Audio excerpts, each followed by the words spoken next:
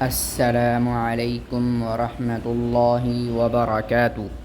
احکام تجوید کلاس میں خوش آمدید۔ امید ہے آپ تمام حضرات بخیر و عافیت ہوں گے۔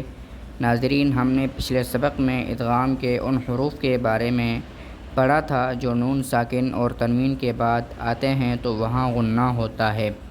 آج کا جو ہمارا سبق ہے وہ ادغام کے ان حروف کے حوالے سے ہے جن میں غنہ نہیں ہوتا۔ شروع کرنے سے پہلے اگر آپ نے ابھی تک ویڈیو کو لائک نہیں کیا تو لائک کر دیں اور ایک اچھا سا کامنٹ بھی کر دیں، شکریہ۔ چلیے شروع کرتے ہیں۔ بسم اللہ الرحمن الرحیم۔ ناظرین، ادغام کے ٹوٹل 6 حروف ہیں، ان میں سے جن 2 میں غنہ نہیں ہوتا، آج کے سبق میں ہم ان 2 کو پڑھیں گے اور ان سب کی مثالیں بھی قرآن پاک سے پڑھیں گے۔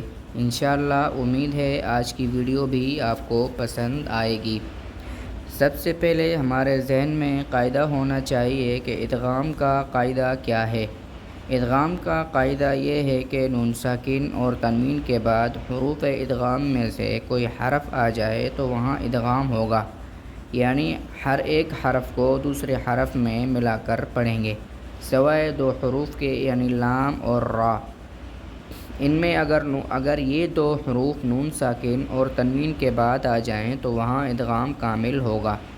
پہلے ہم پڑھیں گے لام کی مثال کو، جو کہ ہمیں قرآن پاک کی سورہ یاسین آیت نمبر 47 میں ملتی ہے، مَن لَّوْ يَشَاءُ اللَّهُ۔ اب آپ اس آیت کو کریمہ پر غور کریں۔ نون ساکن کے بعد یا آیا ہے، نون ساکن کے بعد لام آیا ہے اور لام پر شد بھی ہے، تو یہاں ادغام ہوگا۔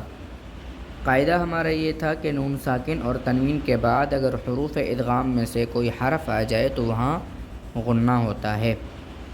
اب چونکہ یہاں پر 2 حروف لام اور را میں سے ایک حرف لام آیا ہے تو یہاں ادغام کامل ہوگا۔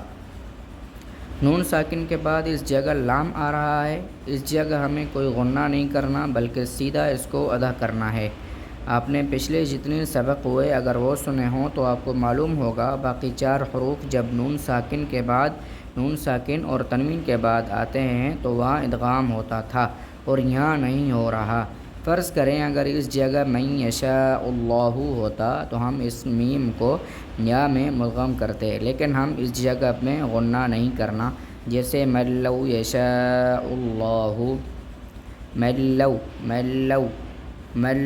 لَّوْ نہیں پڑھیں گے بلکہ مَن لَّوْ یشاء اللہ، لام کو واضح کریں گے۔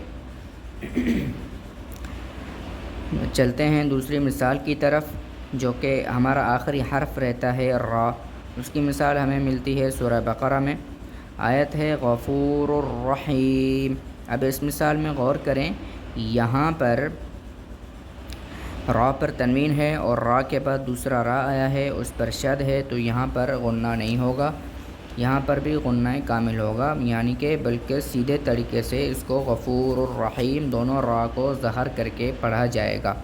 اگر ہم اس پر غنہ کرنا چاہیں تو یوں ہوگا جیسے غفور الرحیم، یعنی ایک را نہیں بلکہ 3 سے 4 را بن جائیں گے، جو کہ پڑھنے میں نہیں آئے گا، جو کہ بہت بڑی غلطی بھی شمار کی جائے گی۔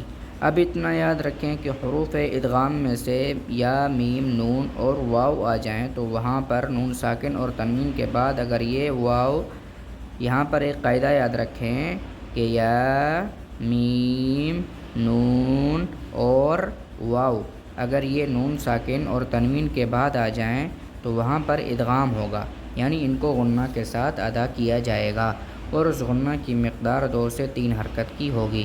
اور اگر نون ساکن اور تنوین کے بعد لام اور را آ جائیں تو وہاں ادغام ہوگا مگر غنہ نہیں ہوگا۔ امید ہے آج کا سبق آپ کو سمجھ میں آیا ہوگا۔